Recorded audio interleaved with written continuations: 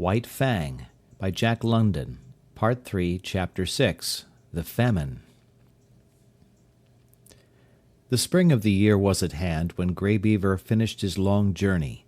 It was April, and White Fang was a year old when he pulled into the home villages and was loosed from the harness by Mitsa. Though a long way from his full growth, White Fang, next to Lip Lip, was the largest yearling in the village. Both from his father, the wolf, and from Quiche, he had inherited stature and strength, and already he was measuring up alongside the full-grown dogs. But he had not yet grown compact. His body was slender and rangy, and his strength more stringy than massive. His coat was the true wolf grey, and to all appearances he was true wolf himself.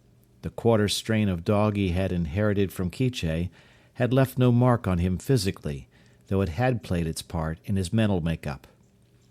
He wandered through the village, recognizing with staid satisfaction the various gods he had known before the long journey. Then there were the dogs, puppies growing up like himself, and grown dogs that did not look so large and formidable as the memory pictures he retained of them.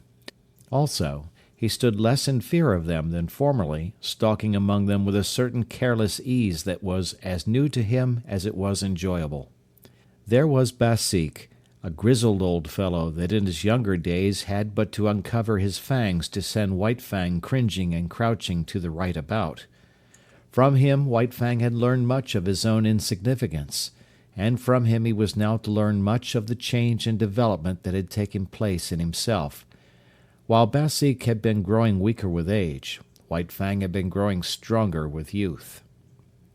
It was at the cutting up of a moose, fresh killed, that White Fang learned of the changed relations in which he stood to the dog world. He had got for himself a hoof and part of the shin bone, to which quite a bit of meat was attached. Withdrawn from the immediate scramble of the other dogs, in fact, out of sight behind a thicket, he was devouring his prize, when Basik rushed in upon him. Before he knew what he was doing, he had slashed the intruder twice and sprung clear. Basik was surprised by the other's temerity and swiftness of attack. He stood, gazing stupidly across at White Fang, the raw, red shin bone between them. Basik was old, and already he had come to know the increasing valor of the dogs it had been his wont to bully. Bitter experiences these, which, perforce, he swallowed, calling upon all his wisdom to cope with them. In the old days he would have sprung upon White Fang in a fury of righteous wrath, but now his waning powers would not permit such a course. He bristled fiercely, and looked ominously across the shin bone at White Fang, and White Fang, resurrecting quite a deal of the old awe, seemed to wilt and to shrink in upon himself and grow small, as he cast about in his mind for a way to beat a retreat not too inglorious. And right here Basik erred. Had he contented himself with looking fierce and ominous, all would have been well. White Fang, on the verge of retreat, would have retreated, leaving the meat to him. But Basik did not wait. He considered the victory already his, and stepped forward to the meat. As he bent his head carelessly to smell it, White Fang bristled slightly. Even then it was not too late for Basik to retrieve the situation. Had he merely stood over the meat, head up and glowering, White Fang would ultimately have slunk away. But the fresh meat was strong in Basik's nostrils, and greed urged him to take a bite of it. This was too much for White Fang. Fresh upon his months of mastery over his own teammates, it was beyond his self-control to stand idly by while another devoured the meat that belonged to him. He struck, after his custom, without warning. With the first slash, Basik's right ear was ripped into ribbons. He was astounded at the suddenness of it. But more things, and most grievous ones, were happening with equal suddenness. He was knocked off his feet. His throat was bitten. While he was struggling to his feet, the young dog sank teeth twice into his shoulder. The swiftness of it was bewildering. He made a futile rush at White Fang, clipping the empty air with an outraged snap. The next moment his nose was laid open, and he was staggering backward away from the meat. The situation was now reversed. White Fang stood over the shin bone, bristling and menacing, while Basik stood a little way off, preparing to retreat. He dared not risk a fight with this young lightning flash, and again he knew, and more bitterly, the enfeeblement of oncoming age. His attempt to maintain his dignity was heroic. Calmly turning his back upon young Dog and Shinbone, as though both were beneath his notice and unworthy of his consideration, he stalked grandly away. Nor, until well out of sight, did he stop to lick his bleeding wounds. The effect on White Fang was to give him a greater faith in himself and a greater pride. He walked less softly among the grown dogs. His attitude toward them was less compromising. Not that he went out of his way looking for trouble. Far from it. But upon his way he demanded consideration. He stood upon his right to go his way unmolested and to give trail to no dog. He had to be taken into account, that was all. He was no longer to be disregarded and ignored, as was the lot of puppies, and as continued to be the lot of the puppies that were his teammates. They got out of the way, gave trail to the grown dogs, and gave up meat to them under compulsion. But White Fang, uncompanionable, solitary, morose, scarcely looking to right or left, redoubtable, forbidding of aspect, remote and alien, was accepted as an equal by his puzzled elders. They quickly learned to leave him alone, neither venturing hostile acts nor making overtures of friendliness. If they left him alone, he left them alone, a state of affairs that they found, after a few encounters, to be preeminently desirable. In midsummer, White Fang had an experience. Trotting along in his silent way to investigate a new tepee which had been erected on the edge of the village while he was away with the hunters after moose, he came full upon Quiche. He paused and looked at her. He remembered her vaguely, but he remembered her, and that was more than could be said for her. She lifted her lip at him in the old snarl of menace, and his memory became clear. His forgotten cubhood, all that was associated with that familiar snarl, rushed back to him. Before he had known the gods, she had been to him the center-pin of the universe. The old familiar feelings of that time came back upon him, surged up within him. He bounded towards her joyously, and she met him with shrewd fangs that laid his cheek open to the bone. He did not understand. He backed away, bewildered and puzzled. But it was not Quiche's fault. A wolf mother was not made to remember her cubs of a year or so before, so she did not remember White Fang. He was a strange animal, an intruder, and her present litter of puppies gave her the right to resent such intrusion. One of the puppies sprawled up to White Fang. They were half-brothers, only they did not know it. White Fang sniffed the puppy curiously, whereupon Quiche rushed upon him, gashing his face a second time. He backed farther away. All the old memories and associations died down again, and passed into the grave from which they had been resurrected. He looked at Quiche licking her puppy, and stopping now and then to snarl at him. She was without value to him. He had learned to get along without her. Her meaning was forgotten. There was no place for her in his scheme of things, as there was no place for him in hers. He was still standing, stupid and bewildered, the memories forgotten, wondering what it was all about, when Quiche attacked him a third time, intent on driving him away altogether from the vicinity. And White Fang allowed himself to be driven away.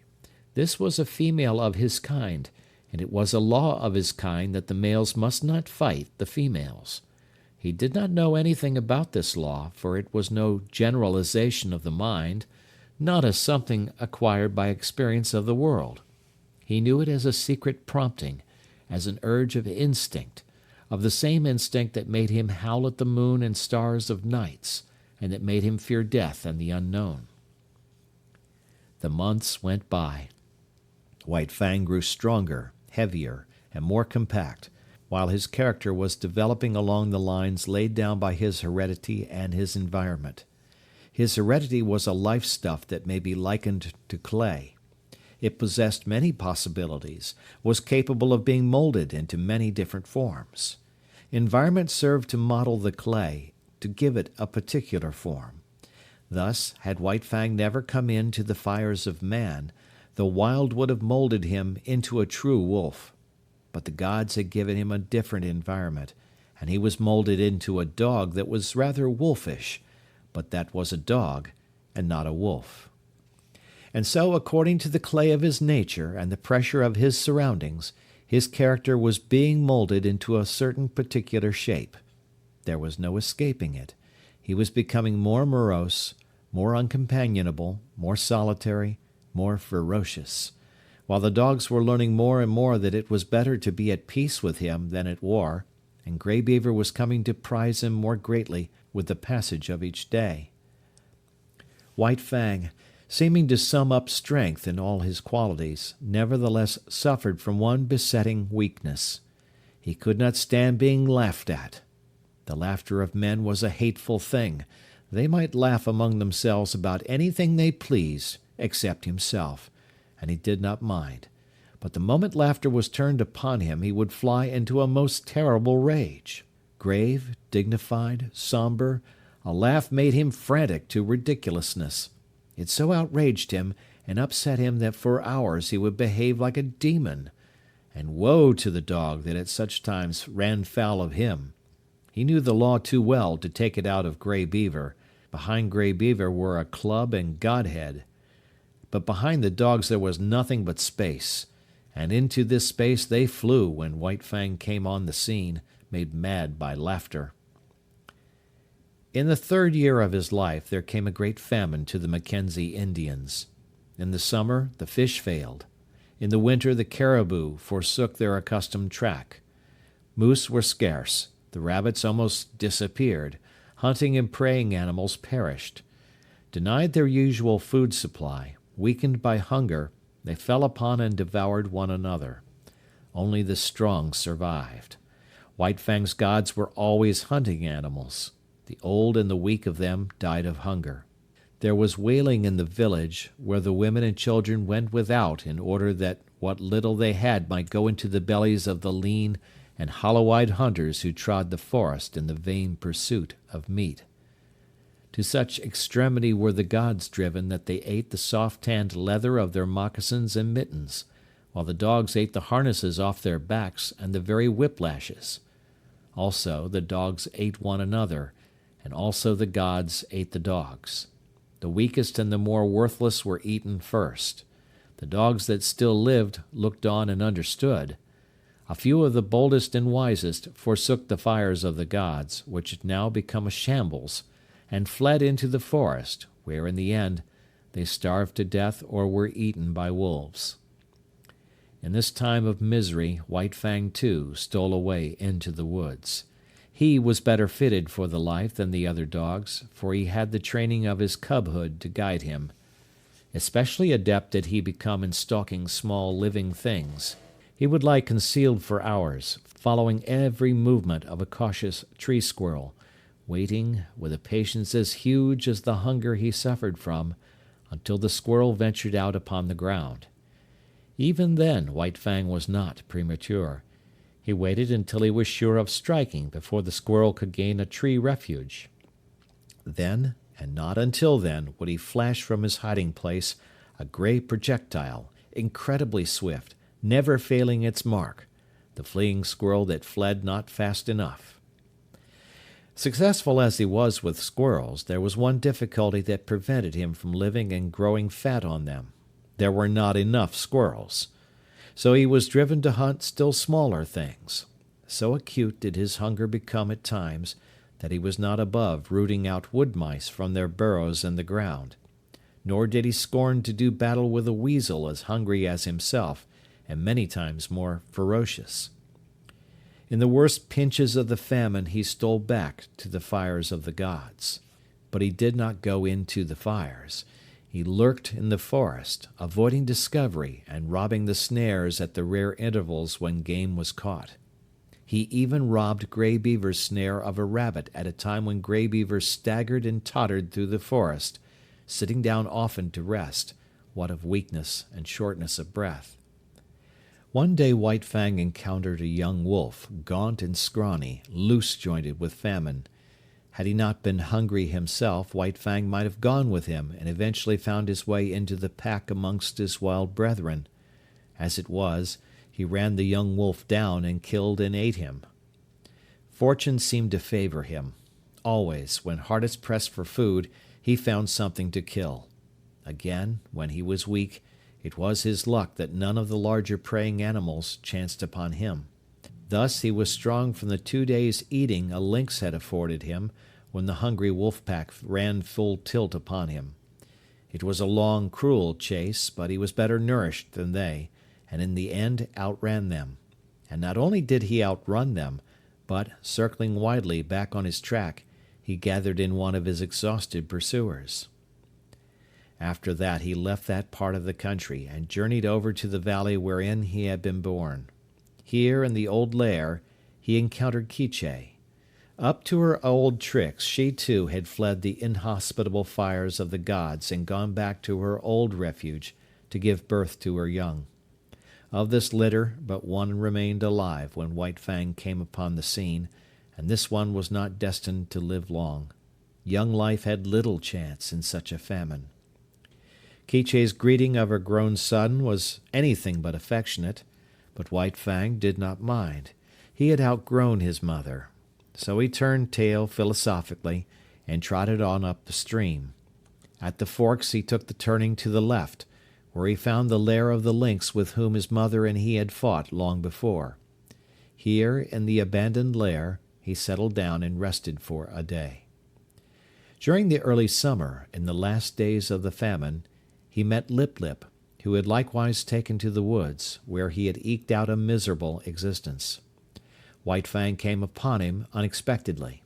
Trotting in opposite directions along the base of a high bluff, they rounded a corner of rock and found themselves face to face. They paused with instant alarm and looked at each other suspiciously. White Fang was in splendid condition. His hunting had been good, and for a week he had eaten his fill. He was even gorged from his latest kill, but in the moment he looked at Lip Lip his hair rose on end all along his back. It was an involuntary bristling on his part, the physical state that in the past had always accompanied the mental state produced in him by Lip Lip's bullying and persecution. As in the past he had bristled and snarled at sight of Lip Lip, so now, and automatically, he bristled and snarled. He did not waste any time. The thing was done thoroughly and with dispatch. Lip Lip essayed to back away, but White Fang struck him hard, shoulder to shoulder. Lip Lip was overthrown and rolled upon his back. White Fang's teeth drove into the scrawny throat. There was a death struggle, during which White Fang walked around, stiff-legged and observant. Then he resumed his course and trotted on along the base of the bluff. One day, not long after, he came to the edge of the forest, where a narrow stretch of open land sloped down to the Mackenzie. He had been over this ground before, when it was bare, but now a village occupied it. Still hidden amongst the trees, he paused to study the situation. Sights and sounds and scents were familiar to him. It was the old village changed to a new place. But sights and sounds and smells were different from those he had last had when he fled away from it. There was no whimpering nor wailing. Contented sounds saluted his ear, and when he heard the angry voice of a woman he knew it to be the anger that proceeds from a full stomach. And there was a smell in the air of fish. There was food. The famine was gone. He came out boldly from the forest and trotted into camp straight to Grey Beaver's tepee. Grey Beaver was not there, but Kloo-Kooch welcomed him with glad cries and the whole of a fresh-caught fish, and he lay down to wait Grey Beaver's coming. End of chapter 6.